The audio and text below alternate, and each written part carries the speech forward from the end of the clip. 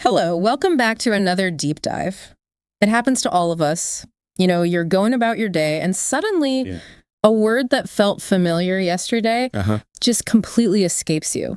Oh, totally. Like our brains have this temporary holding cell for new vocabulary, and the escape rate is just alarmingly high. It really is. It can be so frustrating. It's incredibly common. Yeah. You put in all that work to learn new English words. Yeah.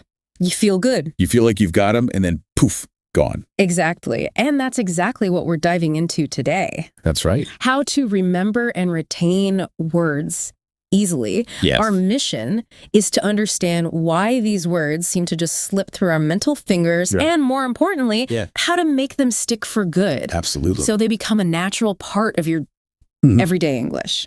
Because at the end of the day, it's not just about encountering these new words. Yeah. It's about owning them. Yeah. Being able to use them. That's the goal. Without even thinking about it. Okay, so let's kind of unpack this first. Okay. Why do we forget words so easily? Well, it can be a little discouraging sometimes when you feel like you're constantly revisiting the same vocabulary. Yeah, and I think it's helpful to understand something called the forgetting curve. The forgetting curve. Yeah, basically, your brain is like a sieve.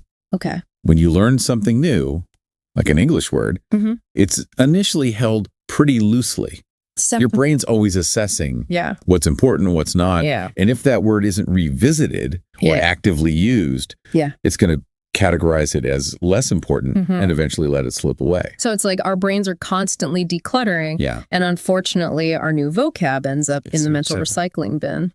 It's a brutal system. Right. But it's how we're wired. And how quickly does this happen?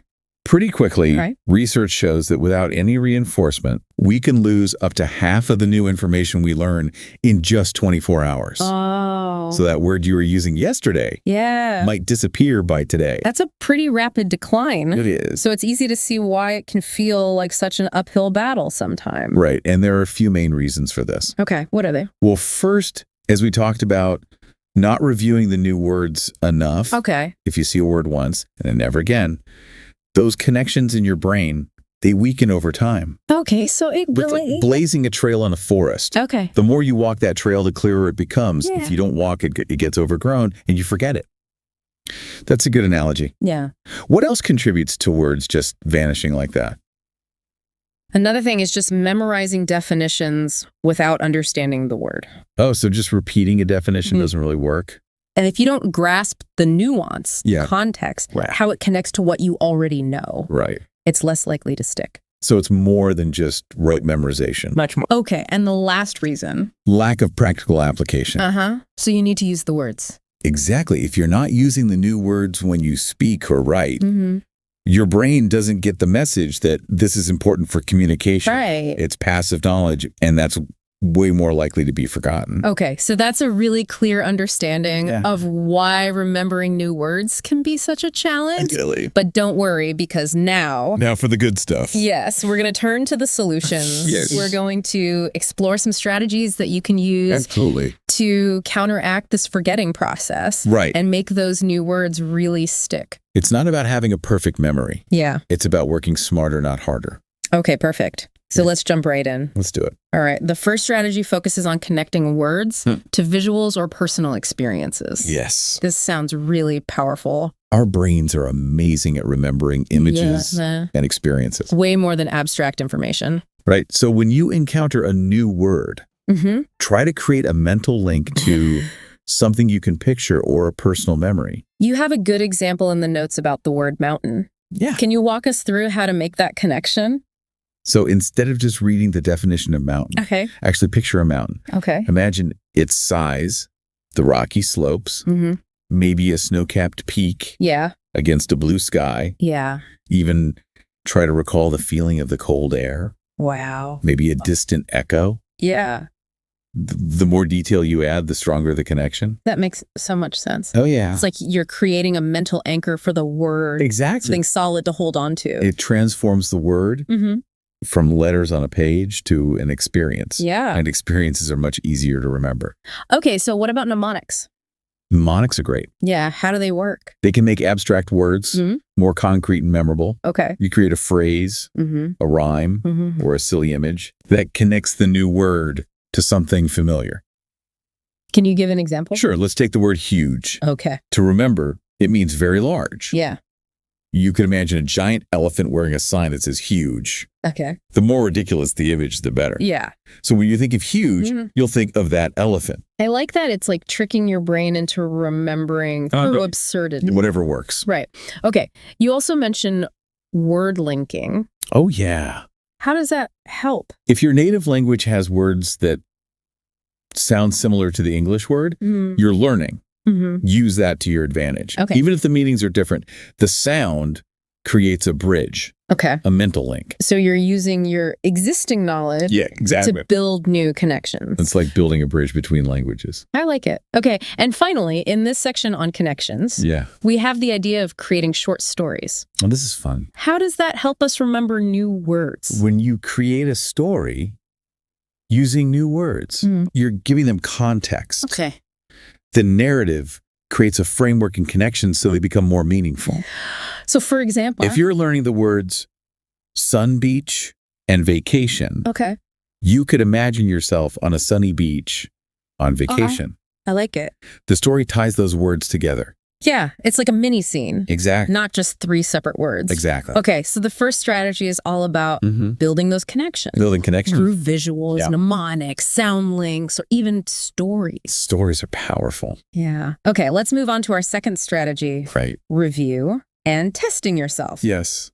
This is key. So important for tackling that forgetting curve. Absolutely. Consistent review strengthens those neural pathways. And you mentioned spaced repetition earlier. Can you explain how that works? Sure. It's all about reviewing material at increasing intervals. Okay.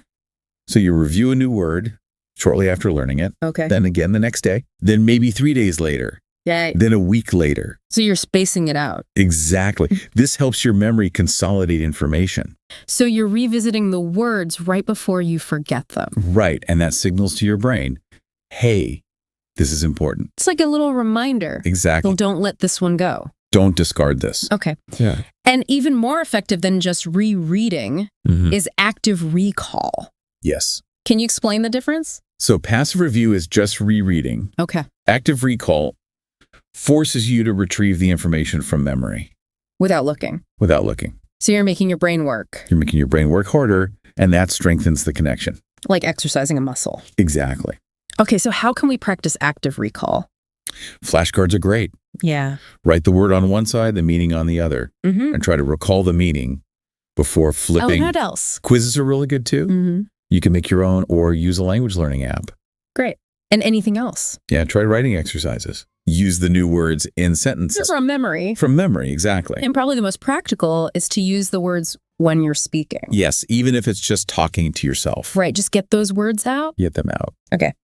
So strategy number 2, all about reviewing and testing yourself. Review and test. Okay. Our third strategy focuses on using those new words in our daily lives. This is so important. It's one thing to study them, but another to actually use them. Absolutely. Active use is key to remembering words. Okay, so how can we do this? One way is to talk to yourself in English. Oh, what?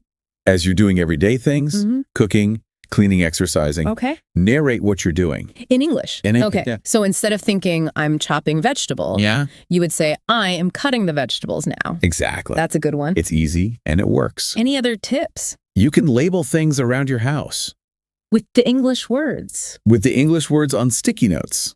I like that. It's a constant reminder. It's so simple. It is. But it could be really effective. And keep a journal in English. Oh, yeah. Even a few sentences a day helps you practice using the words. Okay, and don't forget about social media. Oh, yeah. If you're comfortable. Try posting or commenting in English. Even small interactions can make a difference. Okay, so using the words in real life. Use them. Makes a big difference. It does. Okay, strategy number 4 focuses on listening and speaking. Yes. How do those help us remember words?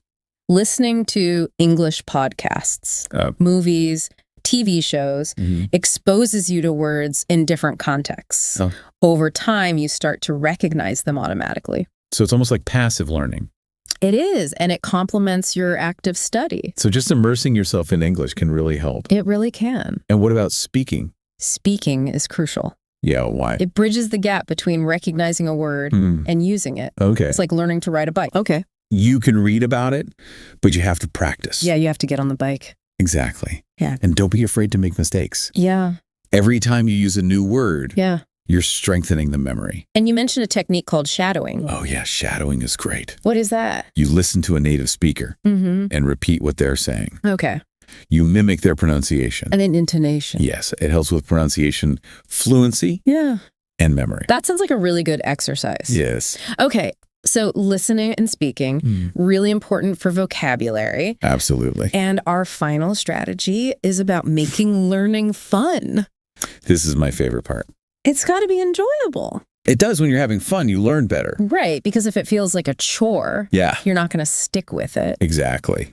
So how can we make learning vocabulary fun? Music is a great way. Yeah. If you learn a new word in a song, the music helps you remember it. The melody, the rhythm. Yeah. It all helps. Okay. What about games? Games are fantastic. Yeah. Crosswords, Scrabble language learning apps. There are so many options. There are. And you can also incorporate movement.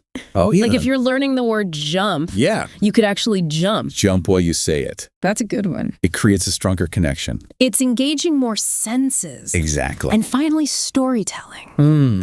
Yes. Okay. How can that help? Make up silly stories using your new words. Okay.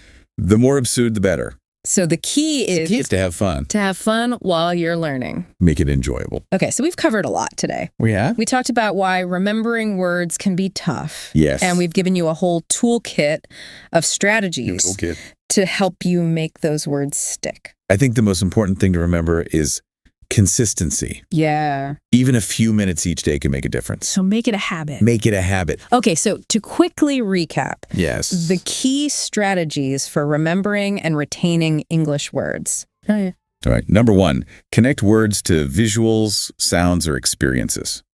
Number 2, practice regularly using spaced repetition and active recall.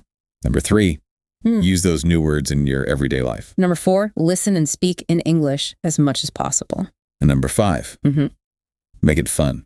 Make it fun. Find ways to enjoy the process. Stick with it. Stay motivated and have fun exploring a beautiful world of the English language. Yeah. Thank you for tuning in to this deep dive on how to remember and retain words easily.